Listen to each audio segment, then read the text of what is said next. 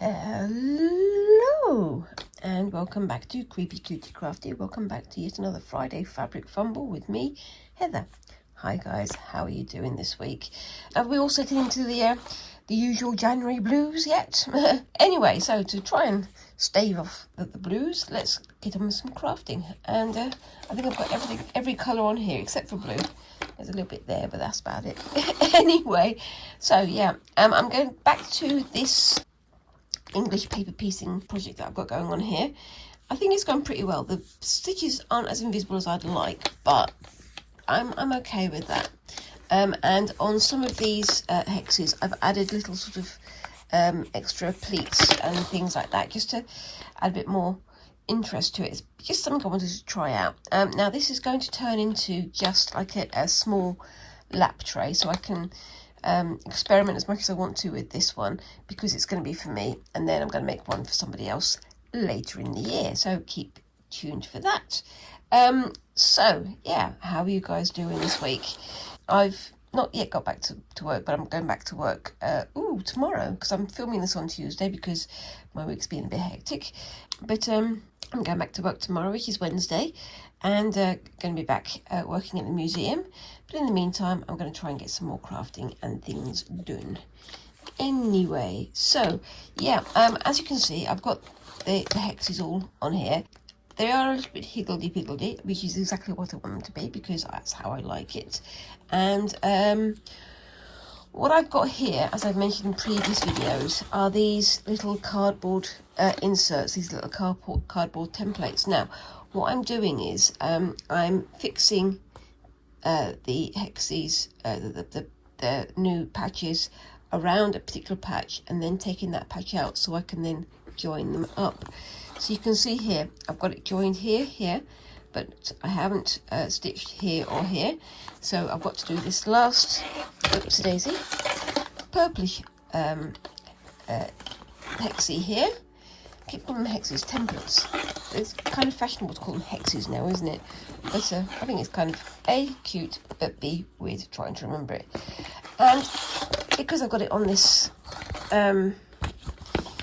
piece of wooden board, it's making all sorts of scratchy noises. But anyway, I'm sure you guys can cope. Yeah, I've bought myself quite a few more of these little clips to try and keep things in place. But, you know, it works. It's sorted. It'll work. Yay! Using my quilting cotton, which is a little bit stronger and a little bit thinner than ordinary cottons from what I can tell. And I'm just going to do the stitches going along here. I'm not sure how much of this I'm going to get done today. I've been doing quite a bit of it off screen, as you can tell. But I'm really getting back into it. Like I say, I'm going to make a little lap tray, so I've got something on my knee that isn't so big. Like, I mean, I've got my blanket on under here, which is lovely, and it's lovely and warm, but it does sort of trail on the floor a little bit when I'm working on my knee. And so I want something that's not going to trail all over the floor, just because, you know, A, it'll be a little bit cooler, and B, it won't get quite so mucky on the floor. Because even though, you know, I do keep my house clean and tidy, the floor is always the bit that gets mucky, isn't it? Anyway, so, hi guys. If you are new here, I am Heather. I am a crafter, and basically Creepy Cutie Crafty is my little domain. Sometimes I have my child Squinks helping me out, but as it's term time, they're more busy talking to their friends and getting on with their schoolwork. But, you know, that's how it is, isn't it? They're gearing up for their exams this year. They've got their proper exams are next year, but this year they've got their mock exams, so they can see all the areas that they need to improve on and all the areas that they need more revision. So, yeah, they're going to be very, very busy in the next little while. But, you know, that's part of life, isn't it? Getting on with stuff. And, yeah, they've very much gone for the creative side of things. They're doing arts and drama and music, because those are all three of the subjects that they really enjoy. And I'm hoping that they're going to do pretty well with them, because they do have quite a bit of skill in those areas. But we shall see. It's not just skill that gets you through, is it? It's also quite a lot of hard work, which is something that I don't think all of the kids realise quite yet. But such is life. Oops, just punching the camera, as is traditional. Anyway, so yeah, I'm still calling my channel Creepy Cutie Crafty. I'm thinking of changing it to something that's a bit more, you know, I don't know if it quite gives the right impression of the channel. What do you think? I mean, I've seen people with like their name and then they make or they craft or whatever. And I'm doing more of the crafting, but less of the creepy and cutie side of it, because that was more geared towards what Squinks was interested in. But I don't know. What do you think, guys? Does Creepy Cutie Crafty suit me? I do still like doing things on the creepy style. Oops, again, punching the camera. Sorry. I'm working in very close quarters today. Do you think Creepy Cutie Crafty still represents the channel? I don't know. I do like doing creepy style things, creepy type things. And if there's a choice between something that's plain or has got skeletons on it, I'm going to go for the skeletons every time. But I don't know. What do you think? I suppose I could call my channel Heather Makes or Heather Crafts or whatever, but I'm also pretty sure that there's other makers out there who've got same or very similar names. That means I wouldn't be seen in amongst that big crowd. I don't know.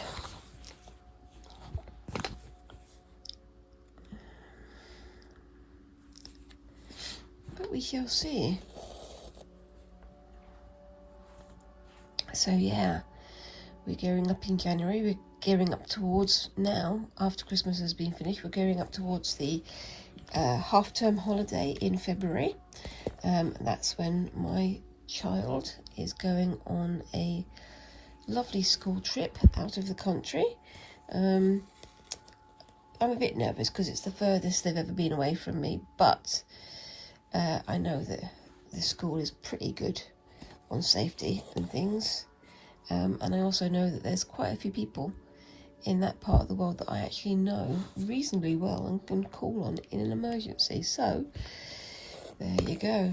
Yeah, you can hear I've got a bit of the early spring coughs and colds. I've got one of the many germs and lurgies that's going around, but I'm treating it with plenty of orange juice and, you know, making sure I'm getting my vitamins and things, my vitamins, as we say here. But yes, it's horrible and grey and cold outside. It did snow on the weekend, but not enough to do anything interesting. It was just enough to make the pavements icy, but not enough to make a snowman, if that makes sense. Because of course, if it's not, you know, if it's not enough to make a snowman, what's the point? So yeah, a bit sort of nonplussed about it because they're going to the other side of the planet, but it is going to be a tremendous experience for them, and it'll be a wonderful thing for them to bolster their learning with, definitely, because they're going to be going over to America. Oops, daisy. I'm going to move this a bit further away because I keep punching the camera, don't I? Bear with me 1 second. But they're going to be having a look at some theatre groups, and they're going to go to some art museums. They're going over to America, which is like a long way. But all of the kids in their class, the one thing they've all said is that they're going to go and try McDonald's in America, as if McDonald's in America is so much better than in the UK. I have no idea why. I mean, if I was going to Japan, I would go to McDonald's because I want to see what the difference is. I've heard it's a very different experience there. However, in America, nah. There are much more exciting things to try out whilst you're there. Anyway, so yeah, going to be talking to their teachers next week about what they're doing and how they're getting on with their stuff. They're having all kinds of fun and games with the revision and things, because when I was a child, all of my revision, all of my study, my homework was paper and pen. Now it seems like all of their homework and all their revision is done via computer, which goodness knows how you're supposed to do it if you haven't got a computer at home. I guess you stay later at school, which is not the most pleasant of experiences, I guess. But you know, that's how they do things now, don't they? Yes, they do. Anyway, so yeah, and the house now seems a lot quieter now that the Christmas holiday is over, because of course everyone's gone back to work and I'm at home for some of the week. I don't go into work all during the week. For some of the week I'm at home doing my stuff. That's why I'm doing my crafting at home and things, of course. And we're sort of starting to plan the next year, so you know, as I say, we're gearing up towards Easter and hopefully spring will be springing soon. But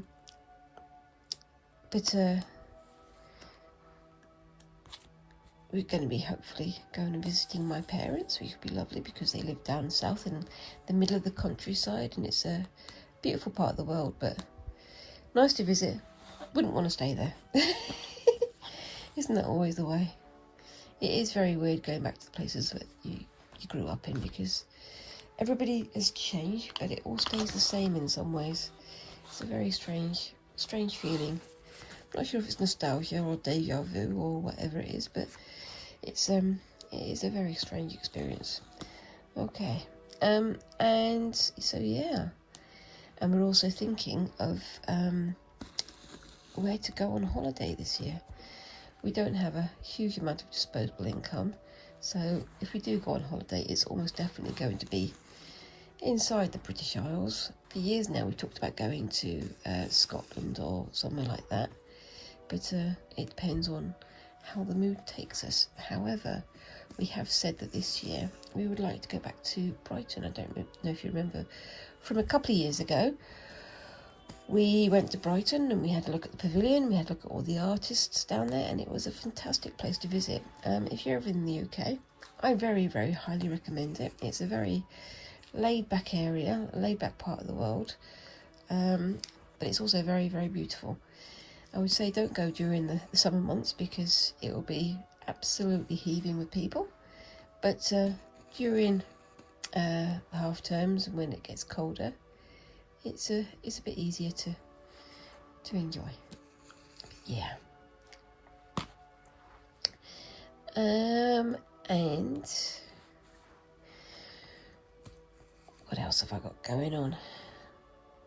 Oh yeah, I've got my next trip to the Creative Craft Show, and that's happening just after my birthday, so I'm hoping I can stretch it a little bit, get myself a few little treats.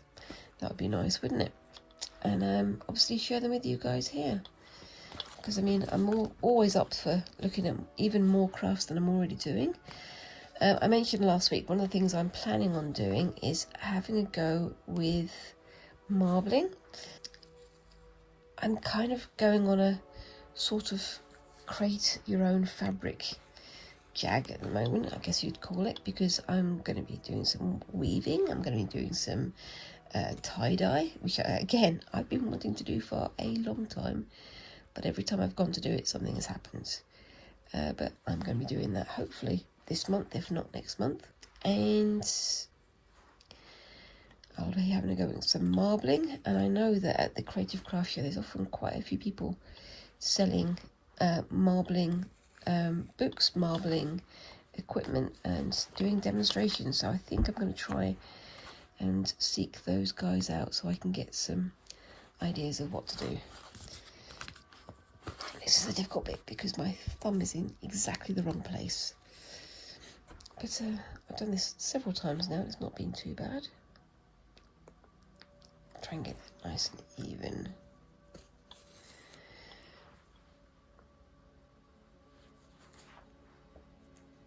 And there we go.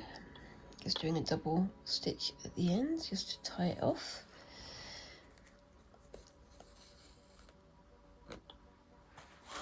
And a quick stitch through here just to keep that fabric corner down. Just to make it a little bit tidier, that's all. I'm planning on doing some stitching over the top of this once I've constructed the quilt as a whole, but we'll see.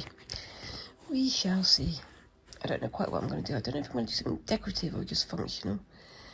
I may use my sewing machine to do it. I don't know yet. You can let me know what you think I should do down in the comments. I always say that, don't I? Let me know down in the comments. But any comments are welcome. Anyway, so you can see I've got those 3 covering this one in the centre, and these 3 are already covered and stitched down.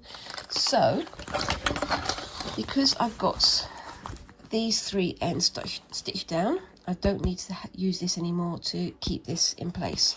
So, just put my finger under there, and so there's it. I think one of them maybe one of the ends was a bit closer than the others, but you can see there's virtually no damage on there whatsoever. So I can use that template again for the next row. So I'll put that over there. And now, because I've taken that out, oopsie-daisy, I can fold that more easily without damaging the cardboard template, and that means I can just sew them together more effectively.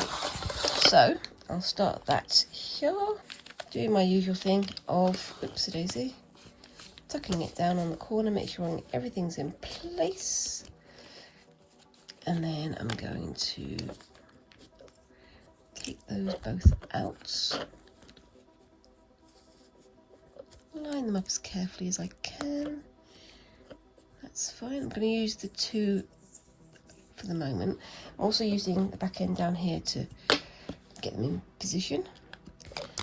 Just before I came to do this video, I did the washing up, so my fingers are a little bit extra smooth. So holding on to shiny plastic things like this is surprisingly difficult, but it also does mean that I'm not catching the fabric as much as I normally would do on my scrabbly old skin. Yeah, my skin on my fingers is a little bit rough because I do so many crafting things, but there we go.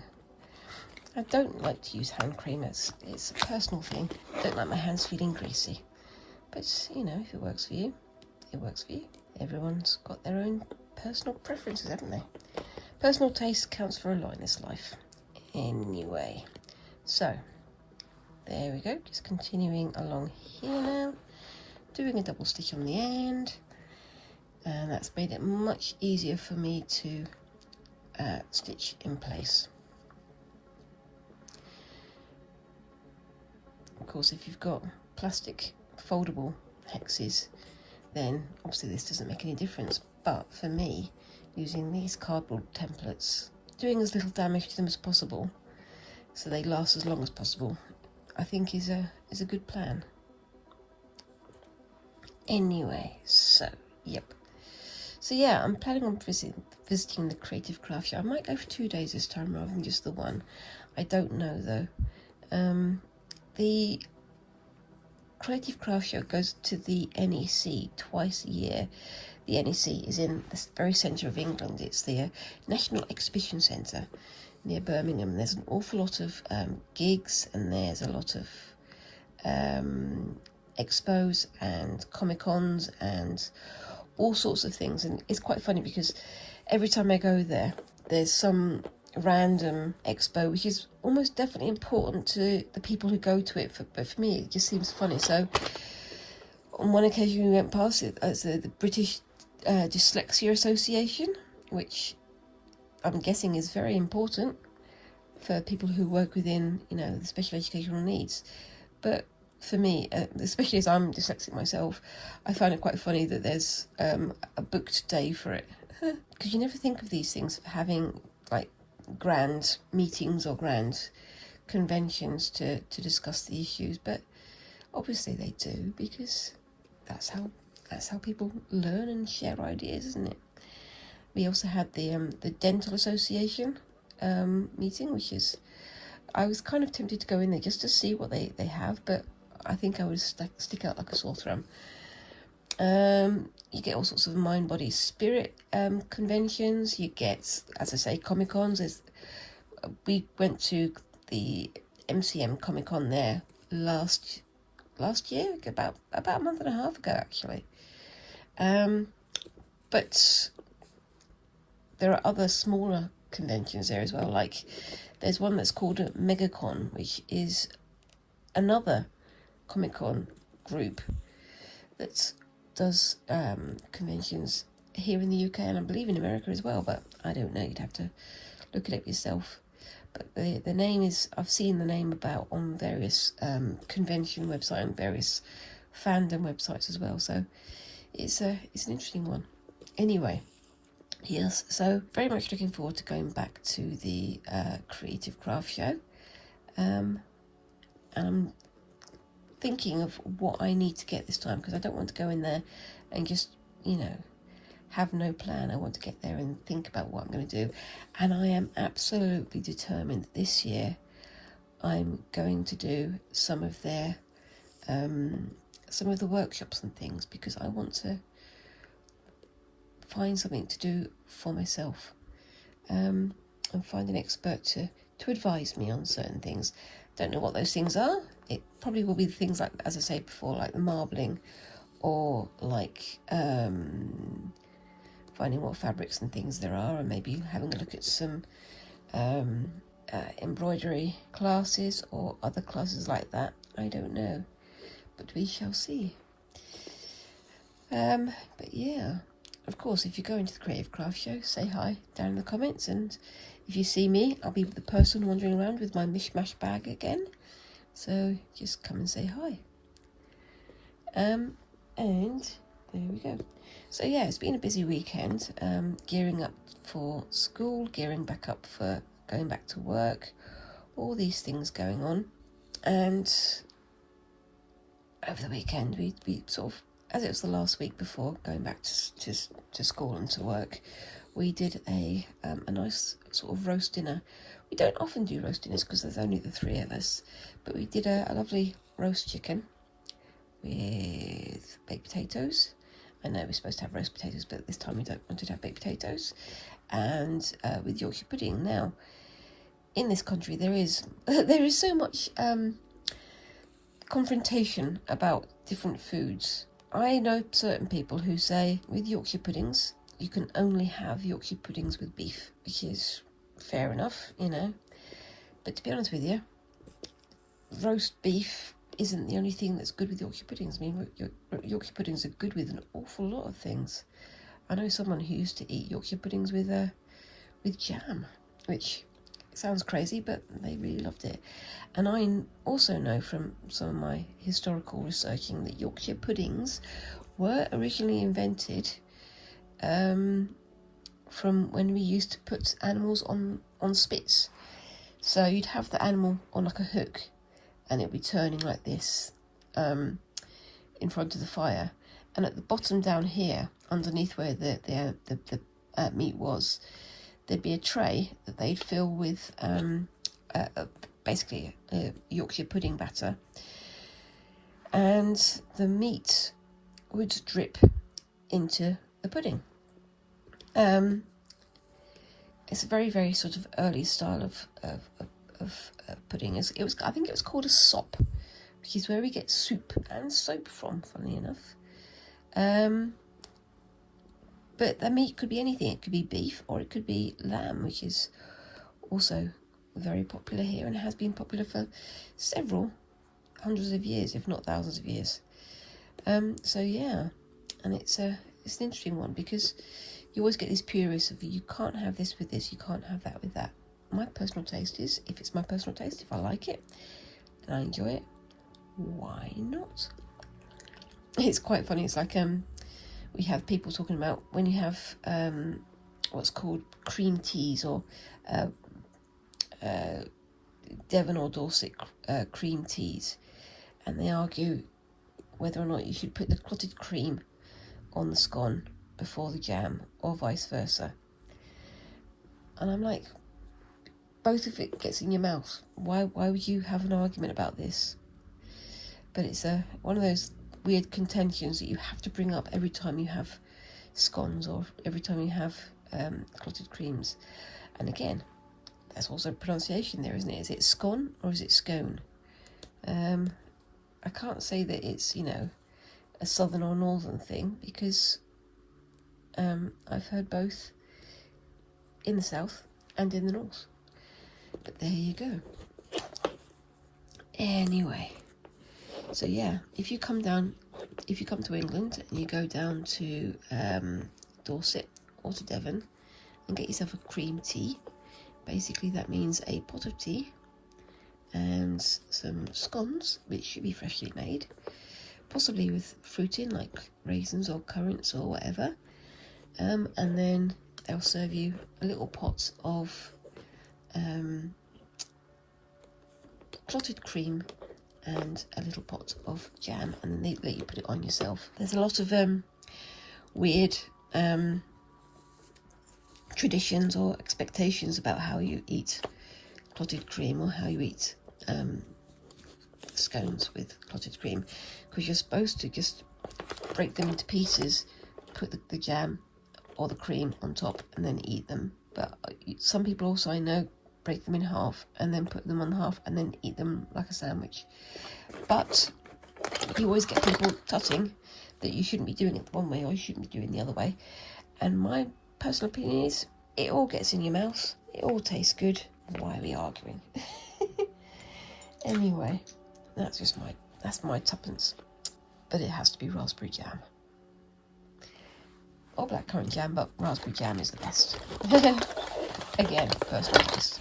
Right, so you can see that's not done nicely there.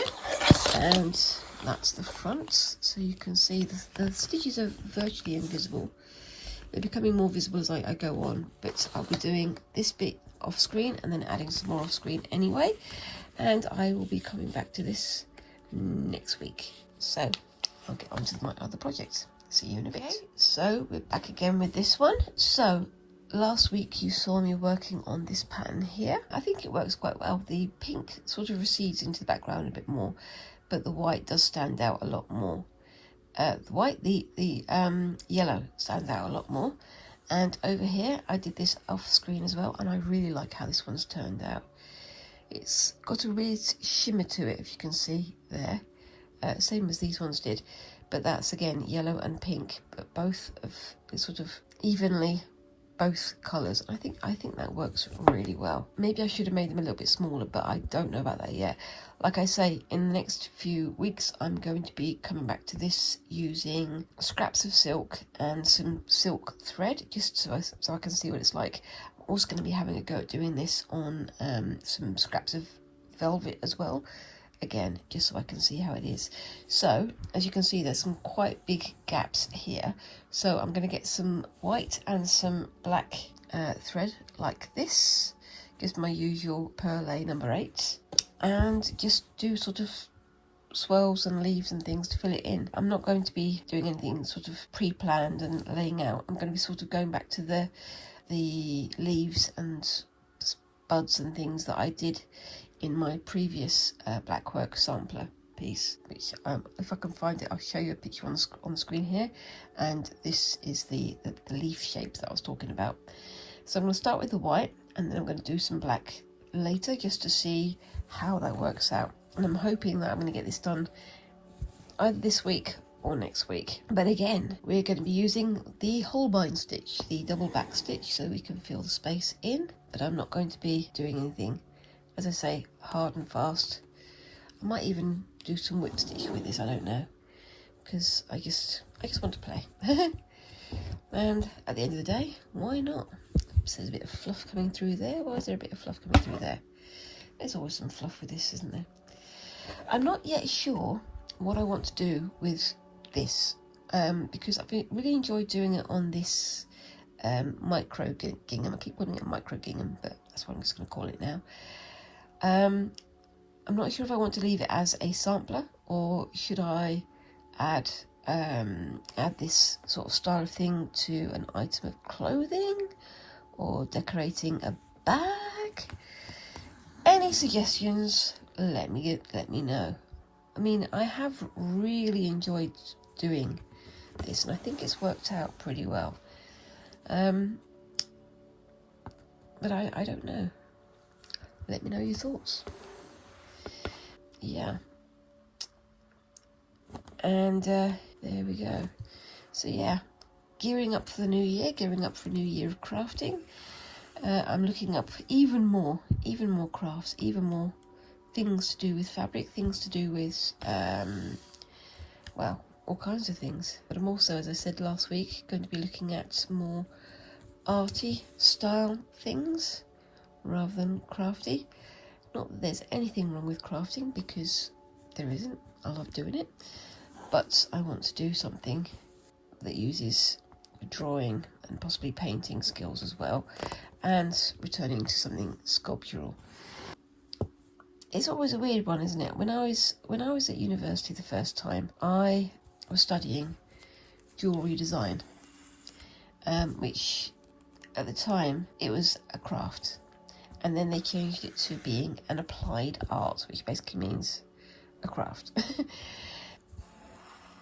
And it was kind of, how is crafting, how is making things for use or making things to be worn as valid as sculpture, as paintings, as these things that you see on walls that are sort of highly valued, highly almost worshipped. They're putting oh gosh, what do you call it, almost like ecclesiastical spaces that are designed for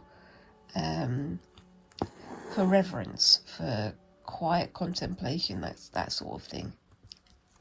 But I was of the opinion that, well, actually, crafting is just as important. And having looked into it, you know, a little bit of the history of it, there's an awful lot of assumption about crafting, especially if it's done by what's traditionally seen as a masculine craft or a feminine craft, which it's something that we are becoming more and more aware of now, that basically because certain crafts, certain arts, certain skills have been feminized, they're seen as being of less value. So the number of seamstresses and dressmakers and costumiers who basically get told that what they're doing isn't as worthy as tailoring or as valuable as things that are done mostly by men is kind of interesting. It's like, for a long time, embroidery, this skill, used to be done in terms of tapestries and weaving and things like that. But then once weaving and embroidery became something that women do when they're meeting up with their friends, it became something that was seen less as an art and more as just a craft. Even if it's non-essential, even if it's put on display, it's not an art, it's a craft. Which is kind of weird, isn't it? That division of and genderification of different activities has always been a little bit odd to me. Because, again, personal taste. Do what you enjoy. If you enjoy doing something, why not keep doing it? I don't know. This world is a funny old place, isn't it? Anyway, off that little soapbox. And yeah. So yeah, that's, as I say, that's quilt that I was working on earlier. It's going to wind up being like a little lap warmer, so almost like a mini quilt that's going to be used to keep my knees warm in the summer. It's going to be something that I'm going to be doing sort of experiments on, doing maybe some thread painting, adding some buttons onto it, maybe adding some beads, trying to do sort of something a bit more ridiculous.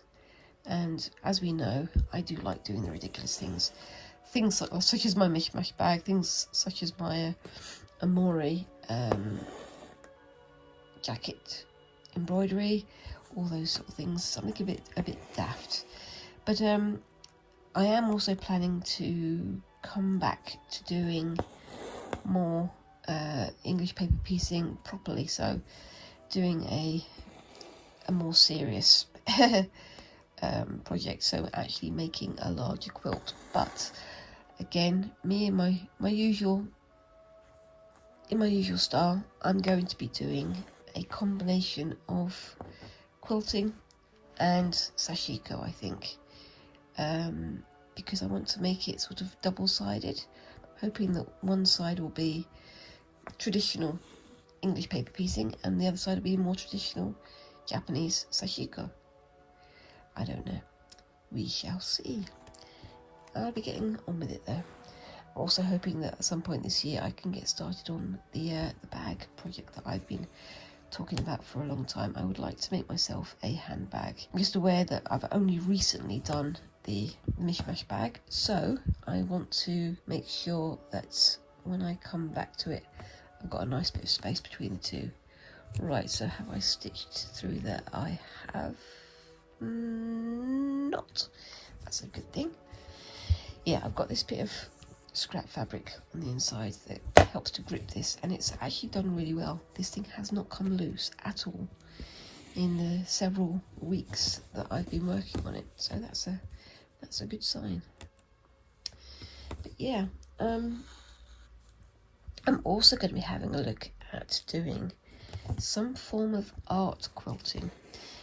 Now, on Facebook, when I started to join like English paper piecing groups and embroidery groups and things like that, one of the groups that was suggested to me was art quilting, and I thought, okay, that looks interesting. But basically it's doing representational images as a quilt, so cutting the pieces up and doing that almost like a collage and then putting it all together. So I thought I might have a go at doing that.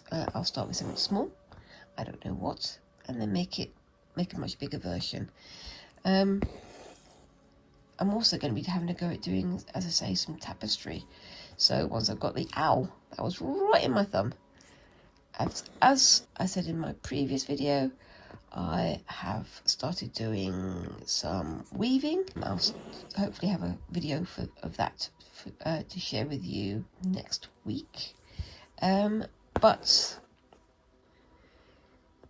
I want to sort of work out some images that I want to make first. I want to do something again for me a little bit geeky.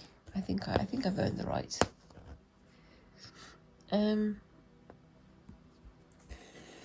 But I think it could be fun. I was thinking of doing something fairly simple as a first tapestry, or a first representational image in quilting. But we shall see. I don't quite yet know what my desires are. But as soon as I do, I'll start making it. There are some images that I've thought about having a go at. I still would like to have a go at doing some gold work, but doing a Terry Pratchett inspired image. I've got an image, well, a couple of images in mind. I've just got to get started on the first one. But before I do that, I need to buy myself a gold work kit or a gold work set to start from, because I need to learn how to do it first. As you can imagine, it is not a cheap one to just try out. You've got to try and have something in mind before you start, so you don't waste all the materials. But I'm definitely looking forward to having a try at that. But I'm thinking of doing something sort of cartoony, but something colourful. Almost like Liechtenstein's. Is it Liechtenstein? I'll put the name up on here. The guy who does cartoon-based art. Brilliant work, but I think I want to do something of that style, but doing it in my own way. I don't know though. I will be thinking about it, and I will be considering it. any ideas are welcome. It's always nice to find out what ideas have been generated, A, in your own work, and B, from other people watching you. It's fascinating, really, seeing how, you know, these ideas can be spread between people. I think it's wonderful to watch as well, seeing how ideas are generated between persons, because it's always the way, isn't it? It's like you could have two people given exactly the same brief with exactly the same materials and have completely different outcomes, and they're both wonderful. It's, again, personal taste. And what else have we got going on?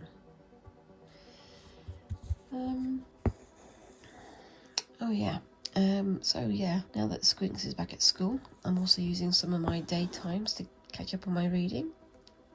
I don't know how famous he is elsewhere in the world, but have you guys heard of Stephen Fry? He was famous for doing QI, and he's also famous for doing all sorts of comedy things. He's a very versatile actor, and also he's a very good writer. And in the last sort of 10 years, I think, he's been writing a retelling of ancient Greek myths. I read the first three. The first one was Mythos, about the gods. The second one was Heroes, about the Greek heroes of their myths, of their legends. And then we had Troy, about the story of Troy and about how all that works together. And it sort of links in together. But recently I bought his retelling, his rewriting of the Odyssey, which I think is going to be fantastic, because the Odyssey was always one of my favourite legends, one of my favourite stories. And I'm thinking of maybe turning some of that into a project in the future. But if you've read it, let me know, because I always find it fascinating reading his writing. I read a few of his books before, some of his, fiction books, as well as a few more, autobiographical books, and I just find it's very easy to read, not least because you can actually hear him speaking it as you read. It's a fascinating kind of process. It's unusual. I don't have many authors where I hear that, but in this case you definitely hear his sentence structure and his tone as you read. But yeah, if you're looking for a good book, I highly recommend. It's a pretty unflinching look at the stories of old, and it certainly isn't as sanitised as the books that my mother used to give me as a child. My mother was a classical scholar. She read ancient Greek and ancient Latin at university, and I've stabbed myself more in this episode than I have in a long time. What's going on? But anyway, she has lots of books on myths and legends at home. But I think some of them were a bit sort of stuffy, sort of very British, upper classy. Kind of, we know what the story's about, so we're going to edit it for our tastes. Kind of feel to it, which is why we get the British Museum. But yeah, but it's a fascinating thing to read. But it's also interesting to see how our understanding of these stories have developed over the centuries and over the millennia, especially in the last century, because there's been a lot of changes in perspective. So stories where before it was kind of here's how they're being heroic and that's all you're going to hear about them, now it's kind of here is where they failed and why their hubris led to their downfall, that kind of thing, which again, not to everybody's taste, but I think it's quite interesting seeing how these fatal flaws play out in modern retellings. But yes, Anyway, you can probably tell, but I have got a little bit of a cold in my nose. If I didn't get a lurgy at this time of year, though, it would be very, very unusual. But such is life. Anyway.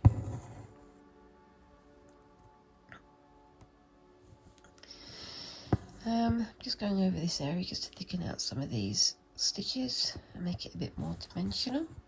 But I think that works quite well. So I'm going to tie this one off from the back and start on the black part of it. Okay, so I'm back and I'm going to do pretty much the same thing that I've got there, but just down here instead. I'm not entirely sure how much I want it to integrate with the patterns that are on there already. I might integrate it a little bit with this one because it's a bit more of an open sort of framework. But one way or the other, it'll look good, I think. Now, one of the things I was going to do with this is use some seed stitching on here to make it a bit more dimensional. It's interesting because I've got black and white that I'm going to be doing this piece with, this little part with. Now the black obviously can be used for the shading, but the white can't, so the white will be used for highlights. And I'm not entirely sure if I'm going to use black onto the white or white onto the black, but I think I'd quite like to keep them separate but intertwined, just to see how it works out. I think it's going to be fun. What do you think, guys? Is it fun for you? I don't know.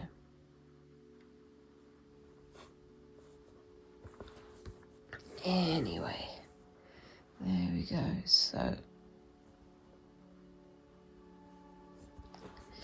just going to try and do another leaf type shape here. This one might be a bit of a different shape to the one that I've got over there. I don't know. Might just wind up being the same. I might be being lazy. But I'm still trying to work out what I want to do with these finished pieces, because they are nice, but I think they are just samplers. So I'm not entirely sure what else I should do with them. If you've got any suggestions, let me know. Maybe I can turn them into patches for other projects. I don't know. Same as I did with the mishmash bag. Maybe I can use them to make patches for that, for my next project. Possibly. I've still got quite a few bits of gingham lace or chicken scratch lying around that I still need to turn into something, and I would like to make it nice and usable. Basically, I want to celebrate it because I've enjoyed making it, so I want to keep it as something that's worth celebrating. But what do you think? Let me know.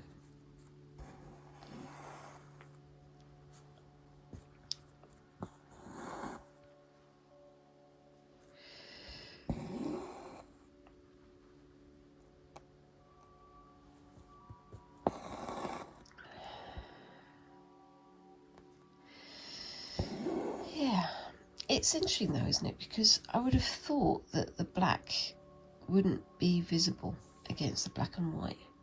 The white is a lot more visible, as is the pink. I don't know why it works like that. It's possibly because there is a tonal difference between the background and the colours we've got on there. So the red and the background tonally are very similar, whereas these ones are much brighter. However, the white pale bluish green up here is also not much more visible, even though the tone is very different. It's interesting.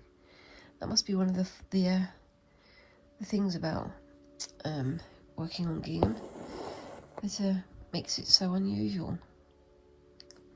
It is more than just a check. I mean, I've seen people do chicken scratch on plain checks, so it's like black, white, black, white, black, white.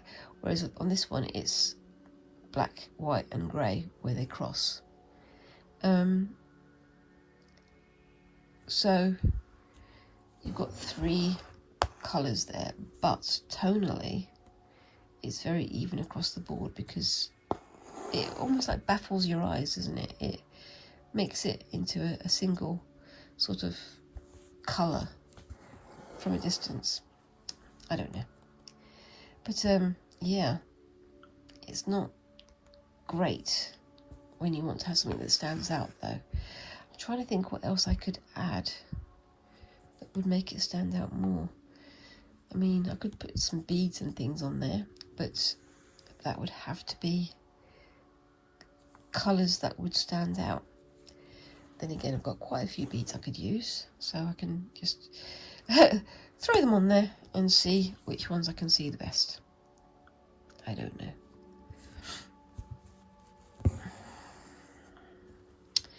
I do need to get my head around some more projects, some more tasks. One of the things I used to do, and I've mentioned this before, is gish. You've heard me talk about gish many times, and probably to the point of boring you. But I used to really love doing gish, which is like a scavenger hunt where you'd have to go and do all these crazy tasks, and then at the end of it you'd submit all the things that you'd done, or all the things that you'd found, as images to be judged. But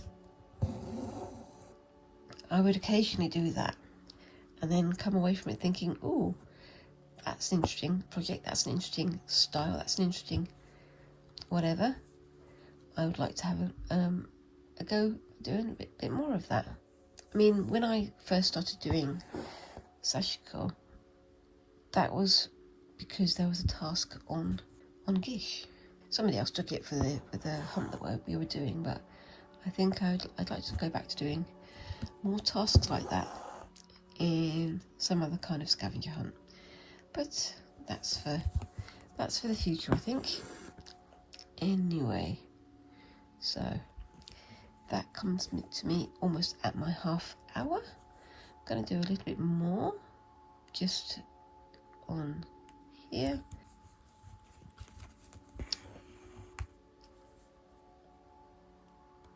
And then I'll call it down a bit. So yeah, I mean, that's one of the things I mentioned again last week, is I'm going to try and see if I can find more sort of art competitions and art prizes, just to see if I can get my work or get my pieces either on display more publicly or on sale more publicly. Because yeah, I'm getting to the stage now where I'm going to need to start selling the things I make, because I need to make some money. And also, you know, I need to clear space out for new projects, of course. But yeah, I'm going to be looking at new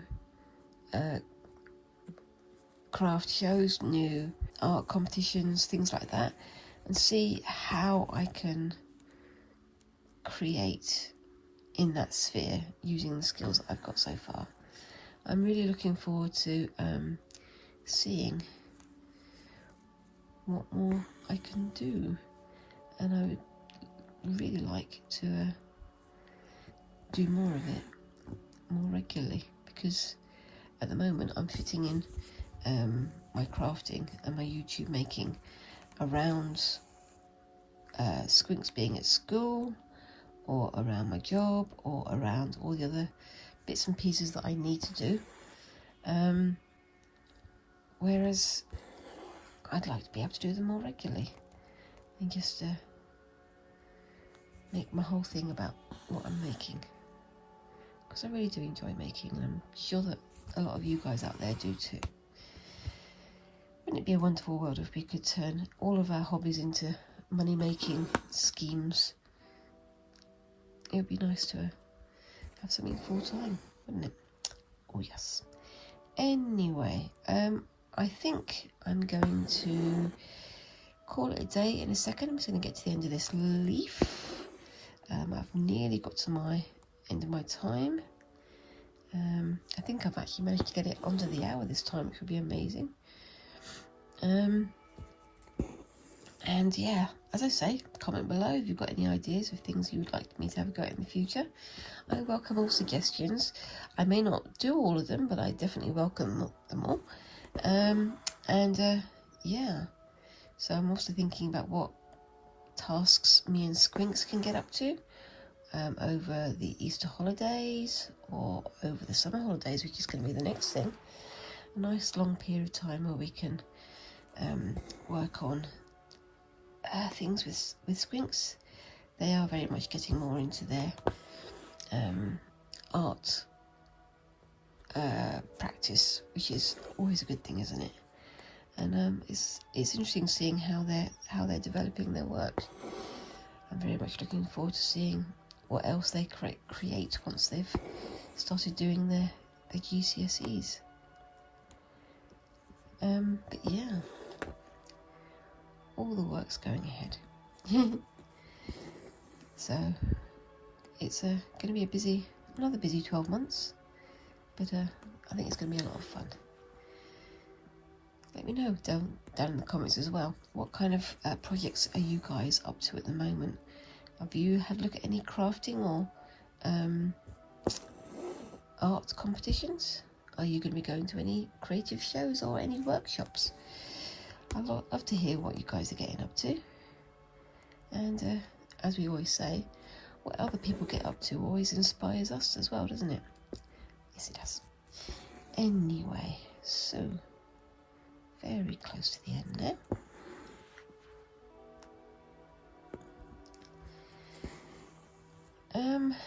So yeah, I'll be doing some more of that oopsie daisy off screen. Just there. I think that works, and I'm going to be adding all that into the background here. And of course, I'll be adding some more to my crazy quilt as well. So those are the two things that I have managed to get done so far today, and I hope you join me on my future crafting escapades. I'll see you here. Why not leave a comment down below? Let me know what kind of things you're getting up to. Let me know what you think of my work so far. And of course, if you're new here, remember to like and subscribe and all those little things that help a channel like mine to grow. And of course, I'm also on Instagram and on Facebook as Creepy Cutie Crafty on both. So just come and say hi and join the conversation. In the meantime, I hope to see you in the next video, and I hope you have a good week. Thank you very much for watching, and bye-bye.